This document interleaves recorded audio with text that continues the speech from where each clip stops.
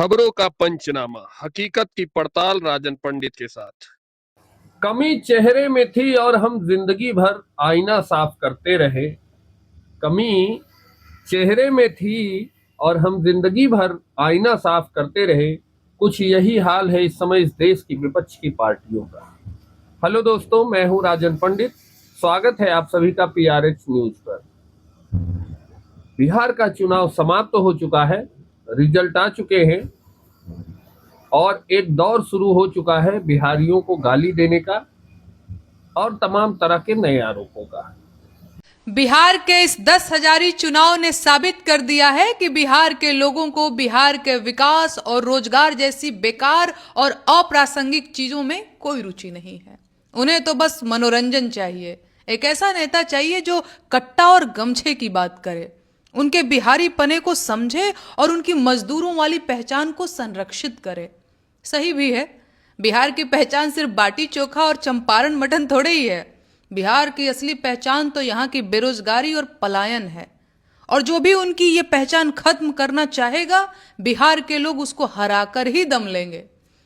दिल्ली में मोदी जी, यूपी में बाबा, अक्कल के आधा पूछे यूपी में कावा। बोला रामचंद्र की जय, बोला बोला रामचंद्र की जय। एक निवेदन आप सभी से है कि यदि अभी आप तक आपने हमारे चैनल को सब्सक्राइब नहीं किया है तो कृपया चैनल को सब्सक्राइब कर ले और वीडियो को लाइक और कमेंट करना ना भूलें। मित्रों, बिहार के चुनाव में बिहार की जनता ने एनडीए को प्रचंड बहुमत दिया है। लगभग 85% सीटों पर एनडीए के प्रत्याशी जीते हैं और उसके बाद विपक्षी दलों द्वारा बिहार की जनता को अपशब्द कहे जाने, तमाम तरह के नए नए आरोपों का एक नया दौर शुरू हो चुका है। जितने भी विपक्ष के समर्थक हैं, चाहे वो आरजेडी के हो, समाजवादी के हो, कांग्रेस के हो, वो बिहार की जनता को लेकर तमाम तरह के मीम बना रहे हैं, उनका मजाक उड़ा रहे हैं और तमाम अभद्र भाषा का प्रयोग कर रहे हैं। आज मैं बात करूंगा उन कारणों की जिन कारणों की वजह से बीजेपी हमेशा चुनाव जीतती है और विपक्ष हमेशा चुनाव हार जाता है। 14 नवंबर को बिहार के चुनाव के रिजल्ट आते हैं। एनडीए को प्रचंड बहुमत मिलता है, बीजेपी सबसे बड़ी पार्टी बनकर उभरती है। शाम को प्रधानमंत्री दिल्ली में इसका भाषण करते हैं और फिर बिहार का चैप्टर क्लोज हो जाता है। ठीक अगले दिन मैं आपको एक ट्वीट दिखाना चाहता हूं। ये बंगाल के प्रभारी हैं भूपेंद्र यादव, भारतीय जनता पार्टी के। ठीक अगले दिन इन्होंने ट्वीट किया है कि बंगाल में ये कोर कमेटी की बैठक कर रहे हैं क्योंकि आने वाले 26 में बंगाल में चुनाव होना है। यह है भारतीय जनता पार्टी की खासियत। शाम को जश्न मनाने के बाद सुबह बिरसा मुंडा की जयंती मनाने के लिए इस देश का प्रधानमंत्री, जिसकी उम्र 75 वर्ष है, जो भारतीय जनता पार्टी का नेता है, वह गुजरात पहुंच जाता है। अमित शाह के साथ बिरसा मुंडा की जयंती के उपलक्ष्य में वहां सभा करता है।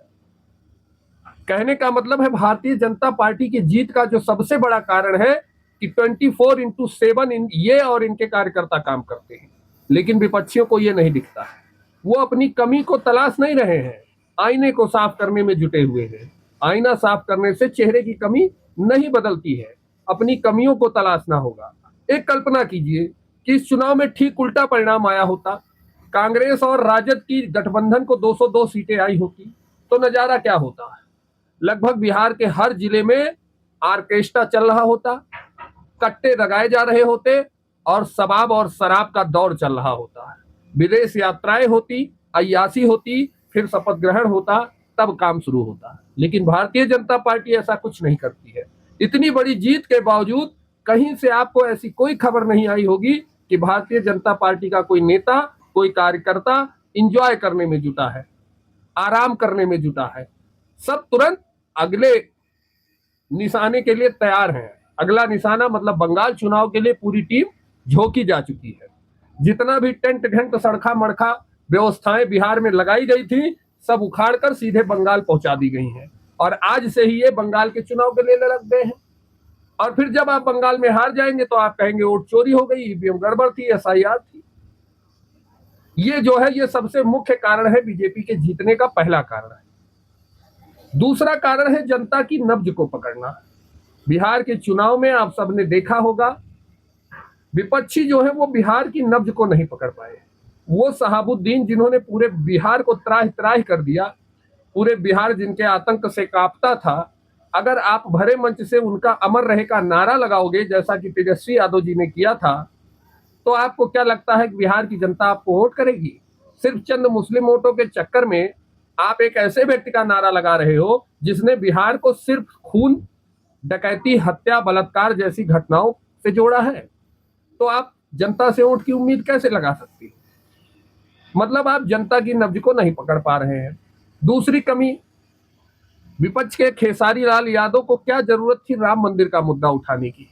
राम मंदिर को लेकर आप अस्पताल बनवा दो, वहां से रोजगार नहीं मिलता, वहां से ये नहीं होता, वहां से वो नहीं होता, ऐसा बोलोगे और बिहार में आज भी 70 से 75% हिंदू आबादी निवास करती है और आप आशा करोगे कि आपको बिहार की जनता वोट दे देगी, तो ऐसा नहीं होगा भाई।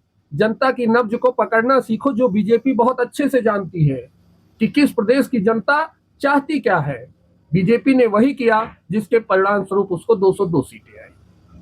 तीसरा नंबर है, बहुत पुरानी कहावत और किताबों में हमें पढ़ाया गया है कि एकता और संगठन में शक्ति होती है। इस चुनाव में बीजेपी ने इस चीज को प्रमाणित किया। इनके गठबंधन में जितने भी पार्टियां थी, समय से उन्होंने सीटों का बंटवारा किया, किसी ने एक दूसरे पर कोई आरोप नहीं लगाया और सब ने मिलकर पूरी ताकत से चुनाव लड़ा, जिसके परिणाम स्वरूप 202 सीटें आई। जबकि वहीं विपक्ष की बात की जाए तो मतदान, नामांकन की आखिरी तारीख तक सीटों का बंटवारा नहीं कर सकी। लगभग 11 से 12 सीटें ऐसी रहीं जहां पर उनके प्रत्याशी आपस में लड़ गए, यानी एकता नहीं दिखी। राहुल गांधी का अलग सुर रहा और तेजस्वी यादव का अलग सुर रहा। जो प्रत्याशी जो चाहे बोल सकता है, कोई गाइडलाइंस नहीं है, कोई कुछ भी बोले। खेसारी लाल यादव की जुबान पे जो आए बोलेंगे। तो ये भी एक बहुत बड़ा कारण था कि भारतीय जनता पार्टी के गठबंधन में एकता दिखाई दी, जबकि विपक्ष में बिखराव दिखा, जिसके परिणाम स्वरूप ऐसे रिजल्ट आए। तो कहने की बात यह है मित्रों, मैं विपक्ष के लोगों को कहना चाह रहा हूं, एक सलाह देना चाह रहा हूं। मैं कोई बहुत बड़ा राजनीतिक नहीं हूं, लेकिन मेरा अनुभव यही कहता है कि आईने पर कपड़ा मत रगड़िए, अपने चेहरे पर रगड़िए, अपनी गलतियों को परखिए कि आपसे क्या गलती हो रही है। तालाब में कूद के मछली मारने से, पेंटर के साथ जाके पेंट करने से और तमाम नौटंकी करने से वोट नहीं आएगा। उसमें आपकी सच्चाई दिखनी चाहिए। आपका हर कार्य बनावटी दिखता है और मोदी जो भी करता है लगता है कि एकदम जनता के दिल में उतर रहा है, तो उसका परिणाम ऐसा आता है। अगर SIR में वोट चोरी हुई है तो सबसे ज्यादा नुकसान तो ओवैसी को होना चाहिए। जिन 5 सीटों से ओवैसी जी के विधायक बने हैं, वहां 70%, 68%, 64% मुस्लिम है मतदाता। उनका नाम कटना चाहिए था, क्योंकि बीजेपी को आप लोग खुद कहते हैं कि ये मुस्लिम विरोधी हैं। लेकिन ओवैसी जी ने 5 सीटें जिताकर यह दिखा दिया है कि ऐसा कुछ भी नहीं है। ना तो EVM में चोरी है, न SIR में चोरी है, आपके दिमाग में चोरी है। आप अपनी कमियों को नहीं पकड़ना चाहते, सिर्फ अपने को बचाने के लिए नए नए बहानों की तलाश करते हैं। नेहा सिंह राठौर है, प्रज्ञा मिश्रा है, सुदीप देसाई है, सरदीप देसाई हैं, पुण्य प्रसून वाजपेयी हैं, जाने क्या क्या बक रहे थे चुनाव से पहले। परिणाम कुछ और आया, आप कुछ और बक रहे हैं। तमाम फोटोज लगा रहे हैं, कोई बिहारी लेटरिन में सो रहा है वो दिखा रहे हैं, ट्रेनों में छत पे लद के बिहार से गुजरात जा रहे ये दिखा रहे। मतलब जनता ने आपको वोट नहीं दिया तो आप उनके प्रति ऐसा व्यवहार कर रहे, क्या उसको जनता भूल जाएगी?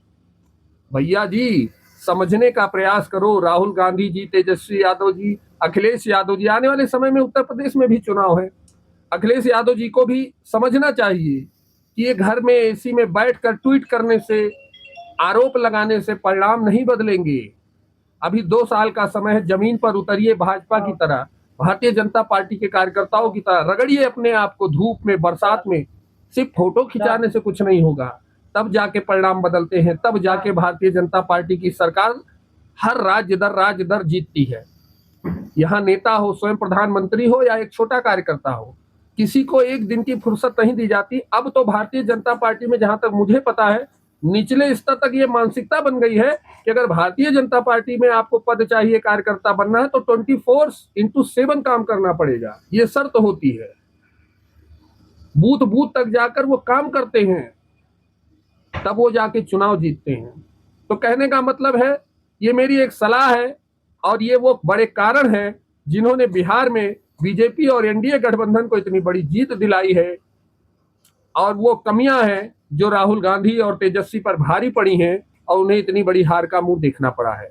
तो निवेदन है, अपनी कमियों को तलाशिए, आईने को साफ मत करिए, आईना वही दिखाएगा जो आपके अंदर है। जय श्री राम, जय हिंद, वंदे मातरम।